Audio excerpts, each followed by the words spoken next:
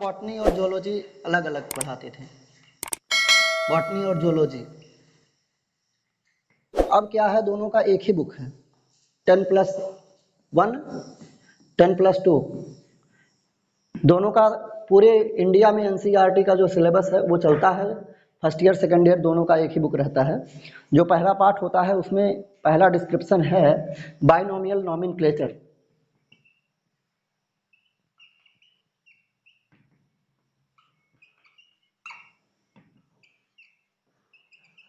Binomial nomenclature का मतलब होता है द्विनामकरण पद्धति। द्विनामकरण पद्धति यानी कि जीव विज्ञान में ज्यादातर ग्रीक भाषा का प्रयोग होता है। ग्रीक जीवों को और पादपों को एक विशेष फैमिली या परिवार में वर्गीकृत किया जाता है। उस परिवार को फाइलम कहते हैं। PHYLAM phylum. फाइलम अर्थात संघ। पौधों का अलग संघ होता है, प्लांट्स के अलग संघ होते हैं और जंतुओं के अलग संघ होते हैं। Animals animals phylum, plant phylum.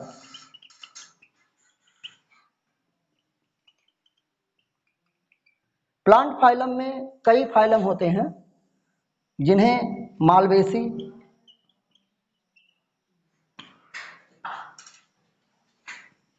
Fabaceae,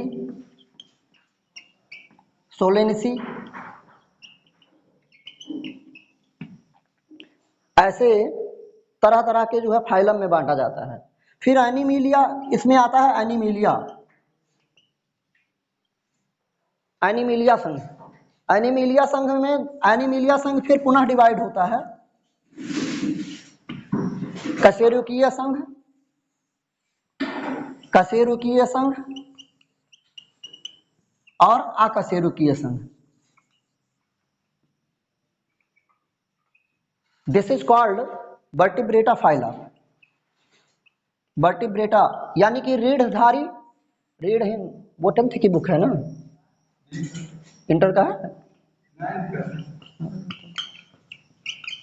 रीढ़धारी और अरीढ़धारी। जिनके पास रीढ़ होता है उन्हें रीढ़धारी या वर्टिब्रेट्स कहते हैं। जिनके पास रीढ़ नहीं होता उन्हें इनवर्टिब्रेट्स। अब अरीढ़धारियों के अंतर्गत कितने फाइलम आते हैं, उसमें आपका पहला फाइलम आता है पोरीफेरा।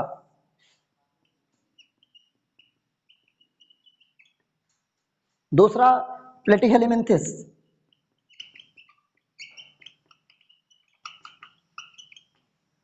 सिलेंट्रेटा, कोलेंसीट्रेटा। कोलेंसीट्रेटा बोलकर एक समूह होता है। नीमाटोडा और नीमेटोडा, आर्थ्रोपोडा,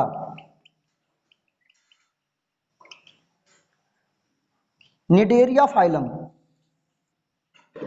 सिंडेरिया फाइलम। आप ही आके पढ़ाओ यार, मैं बैठ जाऊं।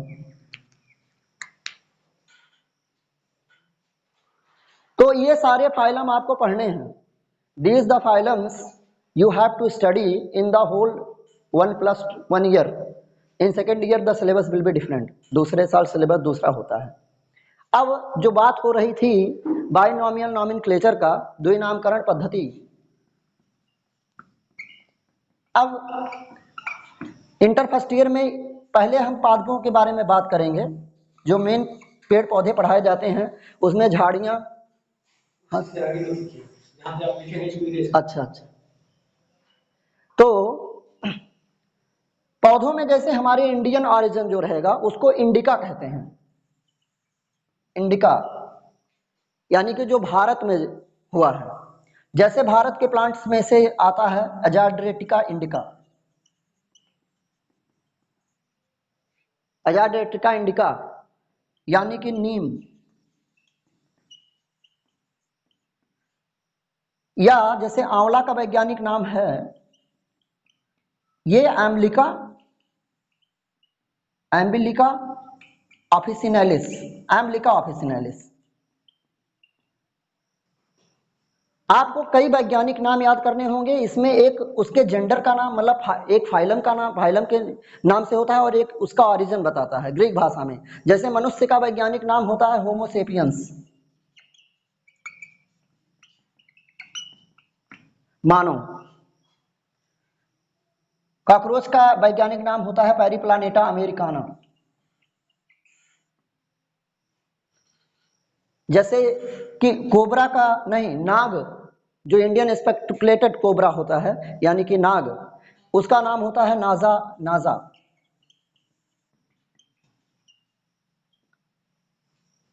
देन जब आप लीच की बात करते हैं या जोंक, जो संघ एनेलिडा का जीव है, उसका वैज्ञानिक नाम होता है हिरुडिनेरिया। तो ऐसे आपको अनंत नाम याद करने होंगे, जैसे अश्वगंधा, बिथानिया सोमनीफेरा। जब तक आप इसको नहीं जानेंगे आप मेडिसिन के लाइन में फेल हो जाएंगे। हर एक पौधे का, अधिकतर पौधों का, जैसे आपको तुलसी होती है, तुलसी का तो वैज्ञानिक नाम आपको ढूंढना पड़ेगा, वैसे इसको होली बेसाइल कहते हैं, होली बेसिल। अदरक, अदरक का जिंजिरम ऑफिसिनालिस, जिंजर मतलब अदरक, ऑफिसिनालिस मतलब वो उसके जनरा का नाम है। तो ऐसे लगभग आधी से शुरू करेंगे तो याद होते रहेंगे। अब मेढक हो गया, राना टिग्रीना हो गया, केचुआ फेरिटीमा पॉस्थ्यूमा, ये है, इसका अभी तो शुरुआत हुआ है। उसके बाद जो पहला संघ है, पहले पेज दूसरा पेज जब आप खोलेंगे 2-3 पेज, तो पहला संघ होता है प्रोटेस्टा फाइलम, प्रोटेस्टा फाइलम। लेकिन इसके पहले जब हम इंट्रो में जाते हैं तो आपको बेसिक्स 9th में 10 में आपने कहाँ तक, जैसे अमीबा के बारे में आपको कितनी जानकारी है? जब आप अमीबा जानेंगे तो इसमें बृहद रूप से अमीबा के बारे में पढ़ना पड़ता है, द्विखंडन, बाइनोमियल नॉमेनक्लेचर। तो आपका बेसिक बहुत स्ट्रांग होना चाहिए, your basic should be very strong, otherwise it will be waste. जो है बेसिक मतलब आपकी 9th की और 10 का जीव विज्ञान एकदम परफेक्ट है, तभी इसमें एंट्री मतलब अच्छा है, उसको एकदम कॉम्पैक्ट कर लीजिए। आज मैं केवल एक संघ आपको बताऊंगा, उस संघ का नाम है प्रोटिस्टा।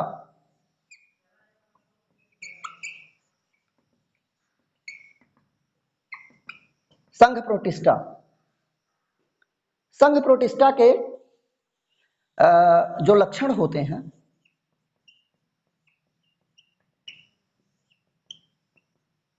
पहला, ये अत्यंत सूक्ष्म जीव हैं, अत्यंत सूक्ष्म हैं, मानव नेत्रों द्वारा नहीं दिखाई देते, मनुष्य के नेत्रों के द्वारा नहीं दिखाई देते। इनको देखने के लिए अल्ट्रा, हाँ, माइक्रोस्कोप, सूक्ष्मदर्शी यंत्र की सहायता लेनी पड़ती है। इनका मापन एंगस्ट्राम के यूनिट में होता है, एंगस्ट्राम और म्यू के जैसी अत्यंत छोटी इकाइयों में मापे जाते हैं। ज्यादातर एक्वेटिक यानी कि जलीय जीव हैं, जल में पाए जाते हैं, लेकिन सर्वत्र व्यापी हैं, सब जगह विद्यमान हैं, मिट्टी में पाए जाते हैं, हवा में भी पाए जा सकते हैं, पानी में, दूषित जल में अधिकतर पाए जाते हैं। इनमें कोई कोशिका नहीं पाई जाती, अकोशिकीय हैं, अरीढ़हीन है, यानी रीढ़ नहीं पाया जाता, अकशेरुकीय, अकोशिकीय, acellular, in acellular, invertebrate, acellular and invertebrate. उसके बाद में इनमें जब कोई कोशिका नहीं होती तो ये देह भित्ति भी नहीं पाई जाती, कोई शरीर नहीं होता, कोई तंत्र विद्यमान नहीं होते, कोई तंत्र नहीं होता, इनका कोई सही आकार आकृति नहीं होती। इनमें जनन अलैंगिक प्रकार का होता है, अलैंगिक, और ज्यादातर द्विगुणित यानी कि द्विखंडन प्रकार का जनन होता है। इनमें से अधिकतर रोग कारक हैं। आपने 10 में पढ़ा है कि स्वपोषी और परपोषी, स्वपोषी और परपोषी की विवेचना करिए, बताइए एक एक उदाहरण, 5 लाइन अगर बता दिया जाए, आपने पास कर दिया 10th class, you got very good marks also. स्वपोषी और परपोषी, एक स्वपोषी पौधा का उदाहरण और एक परपोषी पौधे का उदाहरण लिखने के लिए आ जाए तो क्या लिखेंगे आप 4 लाइन में? एक परपोषी पौधा, 5 नंबर का प्रश्न है।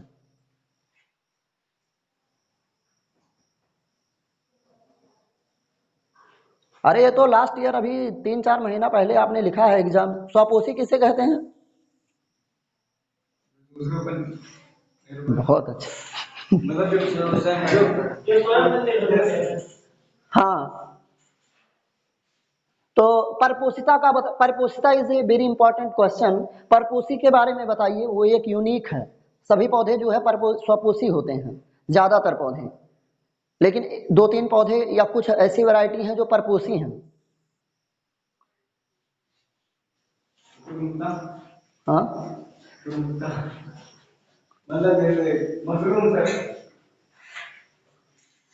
जैसे उसका सबसे बड़ा उदाहरण है कस्कुटा रिफ्लेक्सा, डॉडर। डॉडर का पौधा, डॉडर का पौधा स्वपोषी नहीं होता, वह परपोषी होता है। वह दूसरे पौधों से जो है पोषण प्राप्त करता है और हेटेरोट्रॉपिक होता है। वो हमारे देश में या ज्यादातर ट्रॉपिकल रीजन में पाया जाता है। उसकी पत्तियां हरे रंग की नहीं होती, उसके पास एक कांटे का जैसा दंश होता है जिसे हाइस्टेरिया कहते हैं, और वह हाइस्टेरिया वह दूसरे पौधों में चुभा देता है और उनका पोषक तत्व तो तब तक लेते रहता है जब तक कि वो पौधा मर ना जाए। जब वो पौधा मर जाता है तो उसको ट्विंगिंग प्लांट है, लचीला ऐसे चढ़ता है, दूसरे पौधों के पास पहुंचकर वहां अपना हाइस्टेरिया गड़ा देगा और उसका पूरा पोषण प्राप्त कर लेगा। इस तरह से उसका जीवन क्रम चलता है। एक और अभी आपको बता देते हैं बहुत अच्छा उदाहरण जो है। ये गमला अगर मान लीजिए यहाँ एक चंदन का पत्ता, चंदन है समझ लीजिए, sandalwood, this is sandal plant या चंदन का पौधा। आपने कभी चंदन के पौधे का खेती तो सुना नहीं होगा, या जो भी इसको लगाया जाता है पौध जो इसका रोपण करते हैं, चंदन का पौधा कभी भी स्वपोषी नहीं होता। अधिकतर चंदन का पौधा जो होता है मैक्सिमम उसमें स्व यानी प्रकाश संश्लेषण के साथ साथ वो जब भी लगाया जाएगा तो उसके साथ में कोई दूसरा पौधा एक होता है ब्लैक कलर का, या उसके प्रजाति नाम नहीं मुझे अभी याद आ रहा है, वो पौधे को लगाते हैं। ये जो है इस पौधे से पूरा प्रोटीन मतलब क्या बोलते हैं नाइट्रोजन लेते रहेगा, पोषक तत्व तो लेगा और धीरे धीरे ये बड़ा हो जाएगा। और ये पौधा जब कुछ वर्षों के बाद मतलब परिपूर्ण हो जाता है उसके बाद वो इससे पोषण लेना बंद कर लेता है। तो यह भी कभी कभी परपोषिता का एक उदाहरण है, सैंडलवुड यानी कि चंदन। इनमें अलैंगिक जनन होता है। संघ प्रोटिस्टा के जीवों में गति और प्रचलन देखा जाता है, मोमेंट इज सीन। इनमें चलनांग पाए जाते हैं। ये चलनांग कभी अंगुली नुमा होते हैं,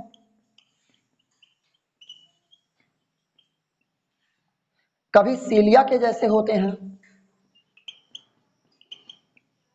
कभी फ्लाजेलम के जैसे यानी रेसादार। इनके उदाहरण हैं, संघ प्रोटिस्टा का उदाहरण है अमीबा,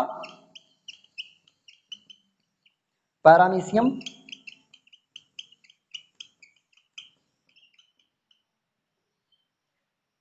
यूग्लिना। ये हो गया संघ प्रोटिस्टा और बाइनोमियल नॉमेनक्लेचर। तो आज के लेक्चर में आपको जो है केवल एक संघ, ऐसे एक एक संघ आपको तैयार करना है, तभी जा करके आपको पूरा संघ और पूरी मतलब जो टेक्स्ट बुक है वो होती है। So this is about one phylum. अब डिस्कस ये है कि आप लोगों ने भी अनंत फाइलम या जो भी है इसमें से तो आप सब